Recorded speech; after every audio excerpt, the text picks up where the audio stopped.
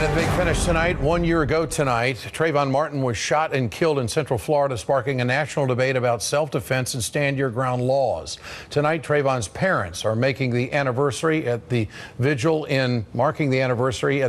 in Union Square Park here in New York City. Tonight's vigil is just one of a dozen of a million hoodie marches held over the past year, mourning Trayvon's death and demanding change. Trayvon's parents became political activists after their son's death because police refused to arrest the gunman right away under Florida's Stand Your Ground statute.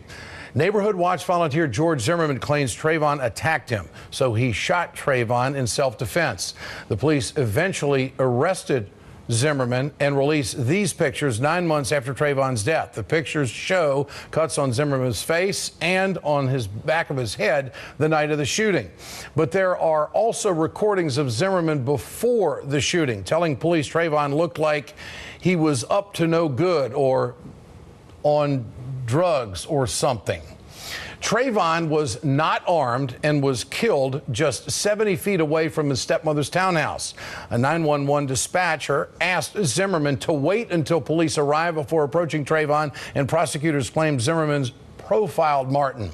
Zimmerman has pleaded not guilty to second-degree murder charges. As a parent, I just don't quite understand how someone can be a make-believe cop, pursue my son, who had every right to be in that neighborhood, chase him, get in a confrontation with him, shoot and kill him, and not be arrested. Something has to be done. This summer, a jury will decide whether Zimmerman acted in self-defense. In the meantime, Trayvon's parents marked their son's birthday with a peace walk led by actor Jamie Foxx. Trayvon would have been 18 years old this month. We should note George Zimmerman, has sued NBC Universal for defamation, and the company has strongly denied his allegations. Joining me tonight, Trayvon Martin attorney Jasmine Rand. Jasmine, good to have you with us this evening. Thank you for having me. What are Trayvon's parents? What are they asking lawmakers to do? Trayvon's parents are asking lawmakers to re-examine the Stand Your Ground law. What's happening now is these laws have been enacted all over the nation, and it's leading to vigilante behavior. As the Stand Your Ground law stands now, it acts as a sword and a shield. It acts as a sword because it allows somebody to be an initial aggressor, and it acts as a shield because it allows them to claim themselves under the cloak of victimhood after they begin a confrontation. So should George Zimmerman be protected by the Stand Your Ground law in this case? Absolutely not. George Zimmerman was the initial aggressor. He found Trayvon Martin. He pursued him. Trayvon Martin tried to escape from George Zimmerman, and the evidence has been very clear from the beginning, Ed. Trayvon Martin had a pack of Skittles, and George Zimmerman had a 9mm, and that's all the evidence we need in the world. Has Trayvon's death been a big part of the national gun debate?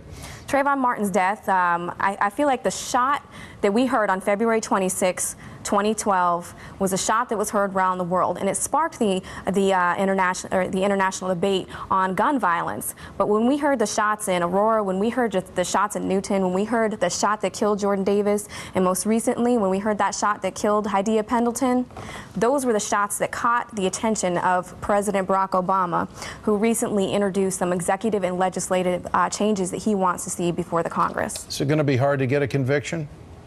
I don't think that it's going to be hard to get a conviction. As I said, we have two very critical pieces of evidence. We have an unarmed teenager, and we have George Zimmerman that had a gun, and Trayvon Martin ended up dead. And I think that that's going to be very clear to the jury.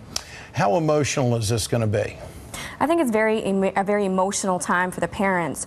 Tracy Martin earlier today said something that really stuck with me, and what Tracy said is that to the nation this is a story, and to us this is the grief that we deal with every day, the loss of our son. Jasmine Rand, thanks for your time tonight on the Ed Show. Appreciate it very much. Thank you. For having the trial is expected to start on June 10th.